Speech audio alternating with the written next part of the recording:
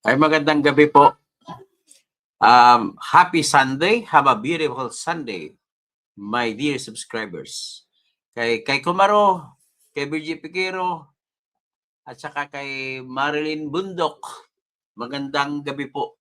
Kayo pinakauna, first in my live stream. Ngayon po, ladies and gentlemen, wala na siyang patumpik-tumpik. Let us dive in. Okay? Ang ating pong pag-usapan ay yung sagot ng ICC prosecutor at ng abogado ng mga biktima sa ICC case ni Digong. Ang sagot nila matapos silang inutusan ng ICC Appeals Chamber na 5 judge na nakaupo dyan, inutusan sila na magdagdag ng kanilang argumento. At itong sinagot nila, magulo ang sagot nila. Ibig sabihin, lumalabas po kahinaan ng sagot ng prosecutor at ng abogado ng mga biktima. Ang abogado ng biktima, hindi po si Attorney Conti. Iba. So anyway, bago ko ipakita kung ano yung mga sagot nila, bigyan ko muna kayo ng konteksto. Una, nagkaroon ng request or motion. Sandali lang, check ko lang sounds ko. Hello? Ay?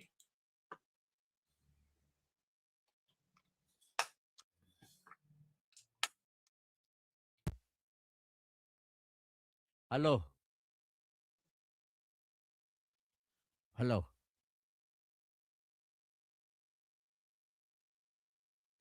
Hello?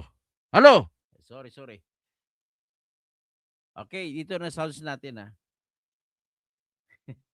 Pasensya ka na kasi pangit ang sounds ko kanina So, ngayon, ang nag-umpisa ito sa isang motion, kung tawagin sa Pilipinas, motion.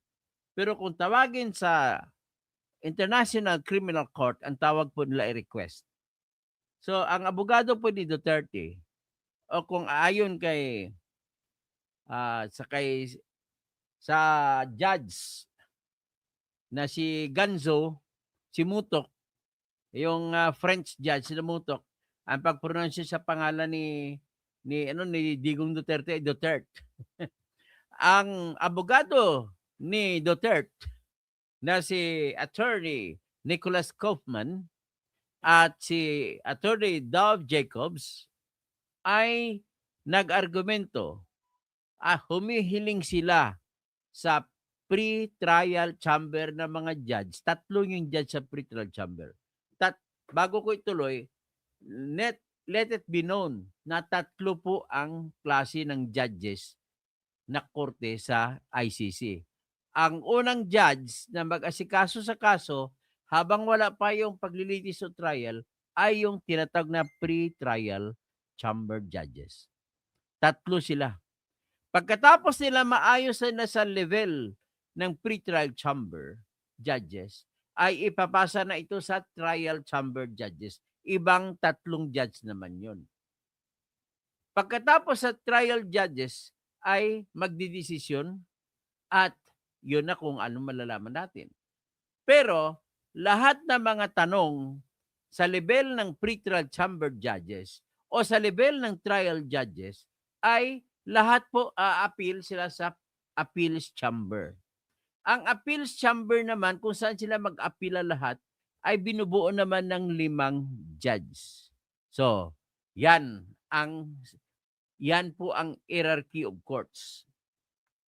Okay, kung hierarchy, pwede na tawagin hierarchy.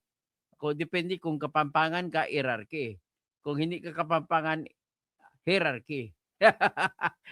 Baya pabengi, mga kabalin ko. May naimbag rabi, mga kabsat ko. Mareyaw Dum sa mga kababayan ko mga tausog diyan sa Sulu, Tawi-Tawi sa Basilan. Mapia kagawi. Langon sa mga pagat ago pagari akan Rusa Maguindanao ago Lanao del Sur o Lanao del Norte Mambo. At buenas noches. Todos a todos ang mga amigos. Amigos in Zamboanga, in Ternate, Cavite. Okay? So, ayan kasi mga Latin province, Latin places natin sa Ternate, Cavite at saka sa Zamboanga. Dati ang mga salitang Chabacano ay hanggang dun sa Cavite City. So ngayon Ternate na lang natira. Dati pati yung iba katabi-tabi mga kuan diyan, Rosario, Noveleta, mga dati yan, mga Chabacano. So anyway, let's talk about Dutertes. So, nag-apila ng humingi or request ang abogado ni Duterte sa pre-trial chamber judges na kung pwede, ibasura na lang ang kaso.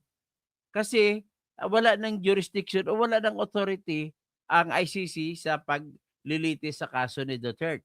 Okay. Duterte ang sabi ko abakahin ako niya. Kumusta kayo dyan? Si Julie, kumusta? So ngayon, sinagot ito ng kinontra yan ng mga Office of the Prosecutor ng ICC at saka Office of the Counsel for all the Victims.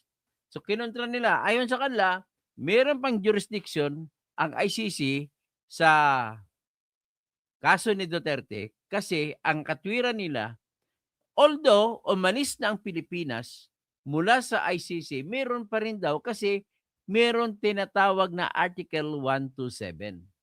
Yung Article 127 po ay nagsasabi na may 4 na kondisyon kapag ikaw ay magwi-withdraw. Kapag ang bansa, kahit anong bansa, pag mag-withdraw, may 4 na kondisyon. Ang unang kondisyon ay kailangan 1 taon ang palugit bago magiging final ang withdrawal. So ibig sabihin, hindi po automatic ang withdrawal. Kundi, aantayin 1 taon pa na paglampas ng panahon mula sa araw na nag-withdraw.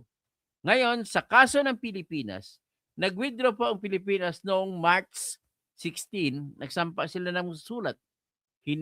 Binigay sa United Nations Secretary General at nagbilang na ng one year at natapos ang 1 year sa March 16, 2019. Kasi March 16, 2018 nagbigay. So ngayon, next day, March 17, 2019 ay hindi na tayo member. So ngayon, ang sagot naman ng pre-trial chamber sa argumento ng mga abogado ni Duterte, sabi nila ay wala ng jurisdiction kasi nag-withdraw. At ang pangalawang katwiran ng ang mga abogado ni Duterte ay sapagkat hindi na member ang Pilipinas sa ICC o Rome Statute. Ibig sabihin ng Rome Statute yung batas na ginawa sa Roma na pang-international na law.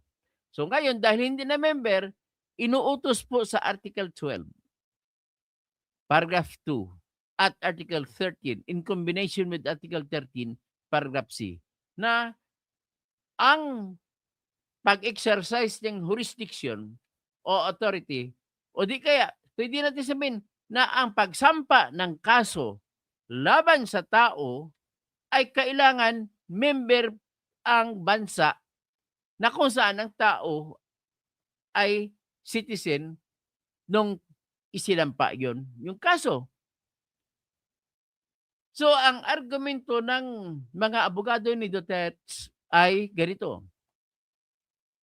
Ang kailangan may na-recognize nila na member ang Philippines since November 1, 2011 hanggang March 16, 2019. Pero ang problema ng ICC, yung kanilang prosecutor ay hindi nakapagsampa ng kaso sa loob ng panahon na kasapi pa ang Pilipinas ng ICC. So dapat nagsampa sila ng kaso hindi tatagal sa dapat pinakahuling araw na pagsampa ng kaso ay March 16, 2019. Ngayon, bakit nagkaganon? Bakit pala nag-withdraw ang Pilipinas mula sa ICC? Sa totoong kwento, natunugan kasi ni Duterte na yayariin siya. Kaya noong February 8, 2018 ay nagsampa ng withdrawal si Duterte noong March 16, 2018 at binigay ito sa United Nations Secretary General. Itong ICC naman, nung nagsampa, ay inaprubahan kaagad ng International Criminal Court. So wala na tayong magagawa. Actually nga, kumontra pa nga sila ni Kiko Pangilinan dito. Kasama niyang iba pa na hindi pwede tanggapin ang pag-withdraw sapagkat kailangan ito ng consent ng 2/3 members of the entire Senate. Sa katwiran, na nung pumasok ang Pilipinas sa International Criminal Court, ay nag-approve ang at least 2/3 number of the Senate during that time in August of 2011. Kasama sa mga senador na bumoto para aprubahan ang pagsali ng Pilipinas sa ICC ay si BBM. Yan po.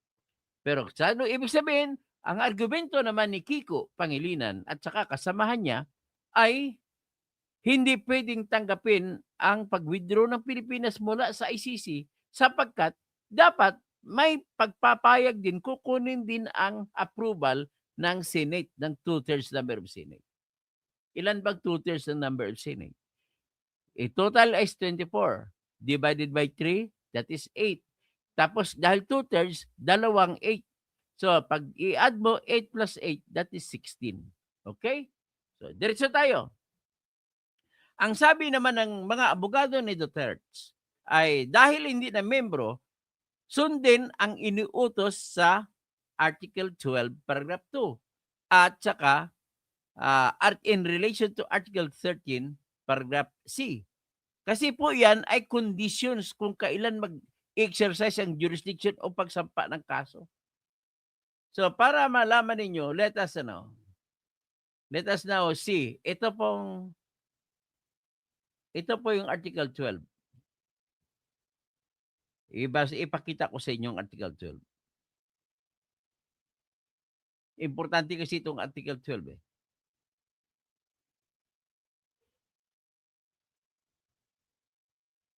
Yan Article 12. Uy, di ata eh. Hindi yan.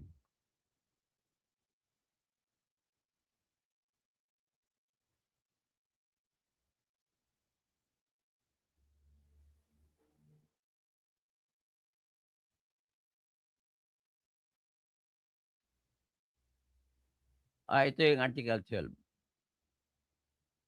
So nakita ninyo yung Article 12? Basahin natin ang Article 12.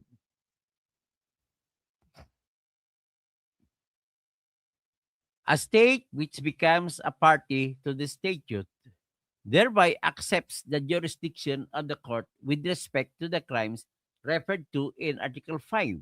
Yung crimes na referred to in Article 5, isa dyan sa krimen ay yung tinatawag na crime against humanity. Sa Tagalog, yung isang bansa, gaya ng Pilipinas, na nagiging kasapi ng Rome Statute, ay ibig sabihin, tinatanggap niya ang authority or jurisdiction ng ICC sa patungkol sa mga krimen na nangyayari sa loob ng panahon na member na siya. Okay? Paragraph 2. In the case of Article 13, Paragraph A or C, the court may exercise its jurisdiction if one or more of the following states are parties. So, ibig sabihin, dapat parties. Tapos ang ginamit, tingnan nyo, are. Present tense. So kung are, ibig sabihin, limitado lamang ng batas sa states of bansa na kasapi. So kung ang bansa ay hindi na member, dapat kung kasama pa rin ang Pilipinas kahit nag-withdraw, dapat was ang lalagay. The following states, kung may plural, were. Hindi man were, are ang nilagay. Ano ibig sabihin? Pag are ang nilagay, ibig sabihin, kailangan member pa rin ang bansa ng ICC bago mo isasampa ang kaso na nangyari sa panahon na kasapi pang isang bansa. So, because of that, ang argumento nila ni Kaufman ay hindi pwedeng tanggapin ang kaso dahil hindi na member, hindi na are. Dapat gawin niyo was o were. So ngayon, kung pwede pa ang was or were, dapat was or were ang nilagay ng batas. Dahil hindi were or hindi was, hindi pwede. Kailangan in the present sa oras na pagsampa ng kaso ay dapat kasapi. So nag-argumento rin sila. Tignan mo sa Article 11. Yan ratione temporis. Ibig sabihin ratione temporis, rason na nauukol sa panahon. Dahil dito, sinabi sa Article 11, ang jurisdiction na natutukoy sa panahon. The court, yung ICC, has jurisdiction only with respect to crimes committed after the entry into force of the statute. Ibig sabihin sa Tagalog, ang ICC ay pwede lamang maglilitis sa mga kaso na mga nangyari pagkatapos na maging member ang Estado. Okay? So, next, number 2. Kung ang Estado o Pilipinas ay naging partido, naging kasapi ng Rome Statute, after the entry into force, entry into force, mangyayari lamang yan kung member na siya. At mangyayari lamang maging member siya kung bumoto ang 2/3 ng number ng Senate natin. Pabor. So, sabi niya, if the state becomes a party or a member of ICC, then the court may exercise, tingnan nyo, may. Ibig sabihin, ano yung ibig sabihin may? Pwede. Ibig sabihin, hindi naman, hindi will ang nilagay or hindi shall. Kasi kung shall, ay mandato na yan, utos na yan, na kahit na kailangan sa lahat ng oras na kasapi siya, ay dapat ililitisin na sa ang kaso. May ang nilagay. So, ibig sabihin, pwedeng makapamili ang ICC kung isasampa ang kaso o hindi. But with respect only to crimes committed after the entry into force of the statute. Okay? So ngayon, yan ang argumento. Ang argumento naman ng prosecution ng kalaban ni Duterte ay sabi niya, hindi naman daw nakalagay rito na bawal doon sa panahon na na hindi na member ang Pilipinas. Hindi, pero ang sabi nila, kung sabi nyo kung dapat ang R, dapat dito na nakalagay sa Article 11. Kasi tungkol sa panahon ng temporis. Tiempo. Kung sa Espanyol pa, tiempo, time. So ngayon, ang sagot lang dito, simple lang. Kung hindi kailangan ang pagiging member ng Pilipinas, dapat ang lahat, kasi ang sinasabi nila na argumento, kahit hindi na daw, kung hindi kailangan ang membership, kahit hindi na daw member, sinabi nila, ang pakay o di kay objective o purpose ng Rome Statute o ng ICC ay dapat hindi hayaan na hindi maparusahan ang mga karumal-dumal na krimen. Kaya kahit umalis ng Pilipinas, kailangan ay paparusahan pa rin. Yan ang argumento nila. So, ang counter-argument naman dito ay, ganun ba? Hindi kailangan na member? So, ibig sabihin, kung hindi naging member ang Pilipinas at may nangyaring mga ganon na mga karumal-dumal na krimen, ibig sabihin kahit hindi siya member, mayroon kayong karapatan o kapangyarihan na nakukunin ang jurisdiction at lilitisin ang mga tao na nakatira sa bansa na hindi pa kailanman naging member ng ICC. Ganon din ibig sabihin. Ano ang sitwasyon ng Pilipinas sa panahon ng hindi pa ito member? Kumpara mo sa sitwasyon na ito ay member na. Kasi kung pareho ng sitwasyon, di ba? Kung hindi na member, hindi na remember sa una at naging hindi member pagkatapos umalis, pareho lang ang sitwasyon. Kung ganon, ibig sabihin, kung susundin natin ang argumento ng prosecutor at ng abogado ng mga biktima na kailangan pa rin silang lilitisin dahil kailangan maparusahan, hindi dapat hayaan na hindi maparusahan ang karumal-dumal na krimen, kung gano'n palang ibig niya sabihin, ano ang pinagkaiba niyan sa panahon ni Duterte na may namatay, marami kuno namatay, pero nawala na siya ang Pilipinas, hindi na member, kumpara sa panahon na si Marcos Sr. ang pumatay, mahigit 100,000 ang naapektado, ang namatay doon mga 20,000 mahigit. Tapos ang mga nawala, marami. Kaya nga may kasong na nagsampa sa Hawaii na nanalo ang mga human rights victims. Lahat sila po ay biktima ng tinatawag na crime against humanity. So therefore, nakita na ninyo ang kahinaan ng argumento ng prosecutor at ng abogado ng mga biktima. Ang gusto na palabasin, ulitin ko lang. Kahit na umalis ang Pilipinas, dapat daw parusahan ang mga karumal-dumal na krimen na nagawa. Tanong, hindi na member, ha? Ngayon, ano ang pagkakaiba na umalis na at nakagawa ng krimen noon kumpara sa panahon ni Marcos Sr. na marami namatay, 100,000 mahigit. Ang maraming pinatay doon sa mga rebuilding iminilip. Marami ang namatay noon. So, paparusahan ba natin si Marcos? Kahit hindi member ang Pilipinas? Di ba? Anong pagkakaiba noon? Yan ang una ng kahinaan. Next. So, ang nangyari, ang argumento, parehas ang argumento dyan ng prosecutor at saka abogado ng mga biktima. Kahit daw umalis na ang Pilipinas noong March 17, 2019, ay meron pa rin daw sa Article 127 na may 4 na kondisyon gagamitin. Ang sinabi ko na 1 year. Tika mo na, para saan ba yung 1 year?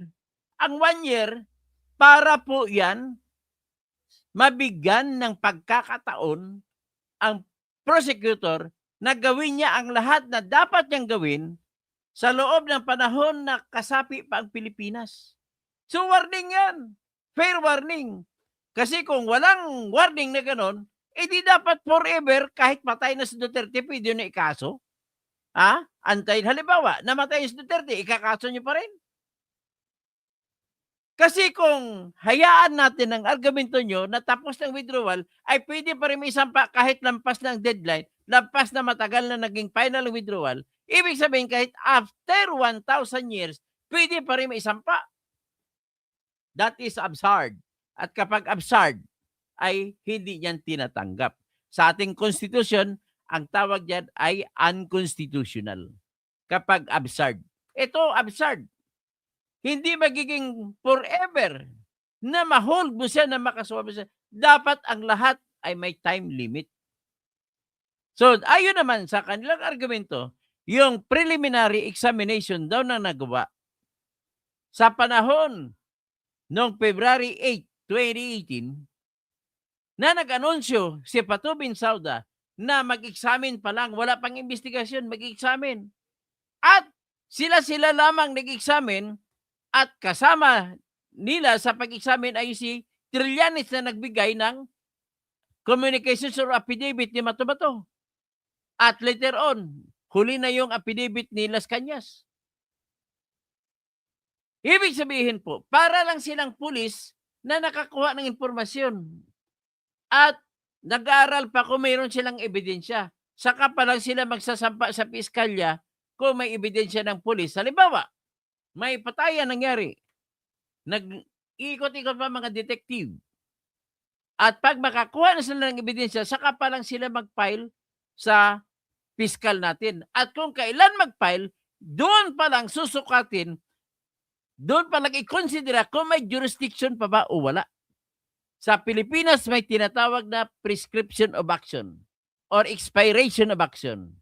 Ang murder ay dapat isampa mo sa loob ng 20 years mula nung nangyari o mula nung na-discovery ang krimen. So, after 20 years, hindi mo na pwedeng isampa ang kasong murder kahit sa ang RTC, sa mula Apari hanggang Tawi-Tawi. Ganon din sa International Criminal Court. Although ang tawag hindi prescription, pero yung pag-alis na, para nag-expire na. Okay? So ngayon, ayon sa argumento ng prosecutor at ng mga abogado ng biktima, ay pwede pa rin dahil may preliminary examination. For Diyos, por Santo, sino magumagalaw sa at nag-approve sa preliminary examination? Prosecutor lang. Walang approval ng court. Walang approval ng pre-trial court, pre-trial chamber court. So, ibig sabihin, informal yon at unilateral, internal level lang yon. So, hindi mo pwede magagamit na opisyal na aksyon ng International Criminal Court as a whole. It was only an action of the prosecutor by it alone, and it is considered as informal, and the prosecutor cannot bind the court. It is clear in the Constitution, in the Rome Statute, na ang lahat, ang apat na organ o apat na katawan ng opisina ng court, ng International Criminal Court ay independent of each other. One cannot bind the other. Hindi pwedeng itali ng isa man ang iba. Ibig sabihin, sino ba ngayon? Number one, Office of the President. Office of the President. Tapos, Office of the court. Yung mga judges, tatlong grupo, Appeals Court, Pre-trial Court, at saka Trial Court. At pagkatapos, yung registry, yun ang Clerk of Court. Pagkatapos, yun yung prosecutor. Apat sila. The action of the prosecutor cannot bind the other. Okay? So, ngayon, mamaya ko itutuloy ito kasi magsisimba pa tayo. O sige, go back after 2 hours. So, ibig sabihin, ang pinakita ko na sa inyo yung kapalpakan, pa lang ito, part 1. So, magpa-part 2 tayo mamaya. Maraming salamat po. Babalik na lang tayo. Si Perny Pinto, Clearag Mayo, Kerlag Mayo. Walang ebidensya pero may warrant. Anong klaseng batas? So, Marie Carl Seruela, hello po sir. Teodoro Tagle, tanga, absueldo nga sa mga kaso tapos 100 tao ang namatay sa 20 years niya, lahat ng namatay sa Pilipinas yan. Anong ibig mo sabihin? Sino ba na-absueldo sa kaso na sinasabi niyo po? Regine Ford, Marshall Celerio, tagilid yata ang prosecution attorney. Tagilid po. Mamaya mag-part 2 ako mamaya. Stupido, crazy, like dancer, likes dancer, Toto. Maria Alexandra Tugas, Ching, magpa-part 2 ako. Magsisimba lang ako. Alan Felix, magdadasal lang ako. Attorney Kausing, itong si Attorney Mel Santa Maria, ibang dinidiscuss patungkol diyan sa kaso ni Digong, paki-komentahan. Sige, komentahan ko si Attorney Mel Santa Maria. Attorney Mel, wag ka naman magano. Mali-mali naman ang ginagawa mo eh. Camilo Alagdon, Attorney, sana makalaya unta si Tatay Digong kay luoy kaayo. Mag-birthday siya karong March 8. March 81 na siya. Ang alam ko birthday niya March 18 ba 'yun? Na naintawon unya walay klaro ilang nga paratang. Tapos Ati Peach, I'm from Pampanga but now living in Germany. We love and support our former President Rodrigo Roa Duterte. Salamat po, Kabalen. Rodi Maslog. Tapos Marshall Silerio, Argo, host Bakit Duterte. Kasi yun ang pag-pronounce ng French na judge na si Mutok, Judge Mutok. Ate Peach, we love TV Patrol. Pero Lucas, I want all criminals to be accountable, no? To be subjected to accountability. Love TV Patrol, Sony, Marlene Bundok, Carlito Di Malaluan, puro pag-asa na lang. Magkatulad ka ni Banat Bay. Di, pinapakita ko sa inyo po ay batas. Si Banat Bay po hindi siya nakaintindi ng batas. Pasensya nyo si Banat Bay. Ito batas ang kinikwento ko sa inyo. Okay? Yehe! Lalaya, nakikita ko, maliwanag ang kalsada palabas. Nelson Laher, dik na makauwi. Dito, konting malaki ang bunganga mo. Galit pala sa akin. Bakahin ako niya. Good evening, Dr. Toto. And everyone. Bergie Piquero, yakan ang konti, the group. Ang LQ Vault, abogado ba kayo? O dati akong abogado. Hanggang diyan lang, no? At mamaya babalik po ako after magsisimba ko. Makatang Tambay, like na attorney. Andrea Guico watching from Singapore. So Merla, Maria Isabel Karandang, makakalabas na po ba tatay? Medyo maganda na ang pag-asa. Jonathan Bardomio, ang sarap pakinggan, makalaya na. Opo, mamaya part 2 tayo ha. Okay, magandang umaga, magandang gabi po. Paki-like and share para naman matutuwa tayo. Ito lang lakas loob ko, yung makalike kayo lahat at makashare.